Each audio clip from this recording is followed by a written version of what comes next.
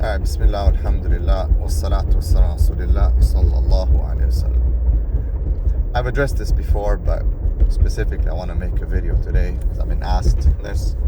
Of course, we see here, naturally, people blame each other.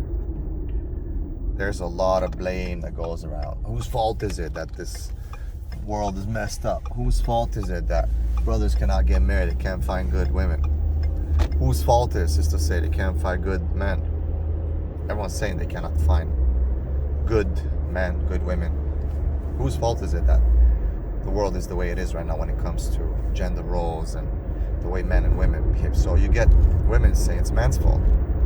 That's why feminism is good and it's supposed to fight for women's rights, and you guys have messed us up and abused us for so long, for centuries, and now it's time to get back and to claim our rights and so on. So that's why we're behaving so masculine, and we are masculine, and that's why we're leading the LGBTQ and feminism and liberalism and all that, and we're going to rebel against you, and you guys don't deserve nothing because you're just rubbish.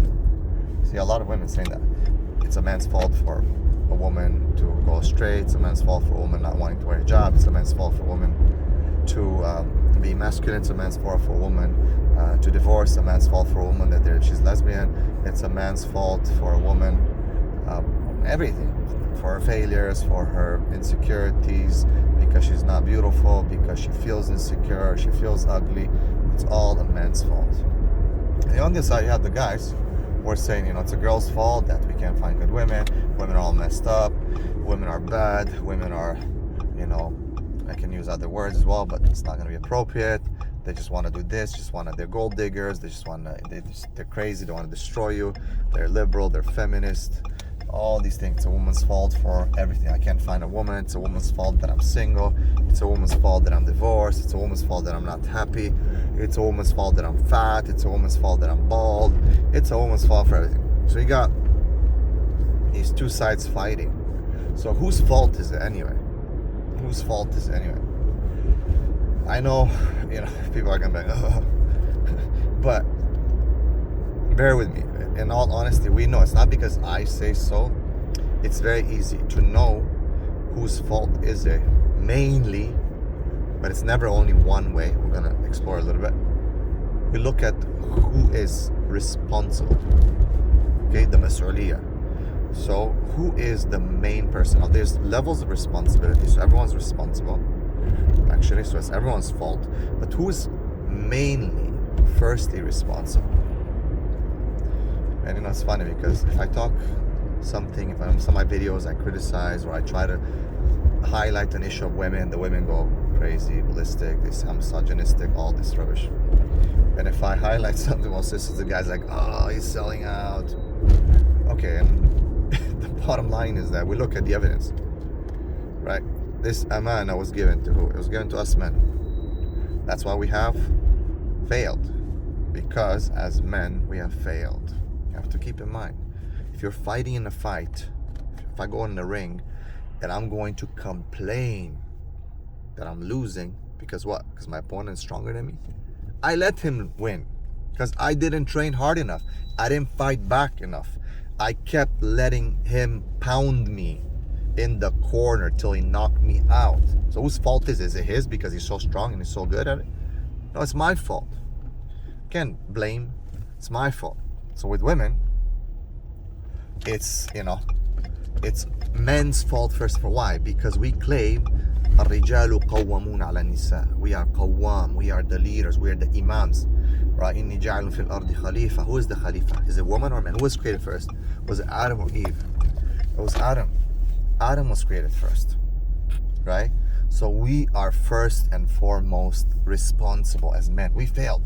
We have to admit it. I keep saying that's why we developed the Muslim Alpha Men course, because that's why the main aspect or core of my da'wah is basically to work on getting men back to their fitrah, getting men back to their work.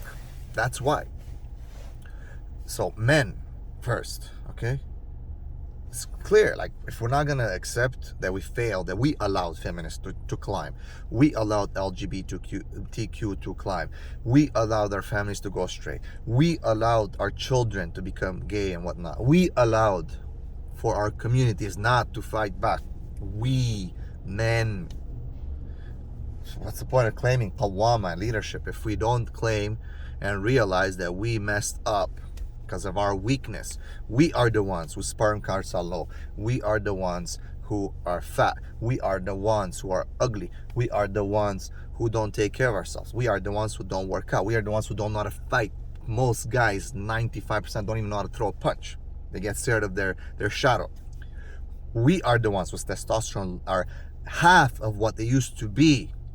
If I'm 30 years old, my testosterone will probably be half of the one that would be a 60-year-old about 50 years ago.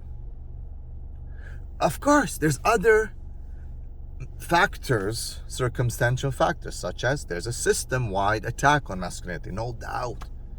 But then again, if someone's pounding you and you allow them, guess what? You have to realize, at least we have to realize where we're sitting. So first and foremost, our fault. System-wide, yes, there the food industry, the health industry, Hollywood, all the social media, those were weapons of mass destruction, of man destruction, that were used to destroy us, no doubt, 100%.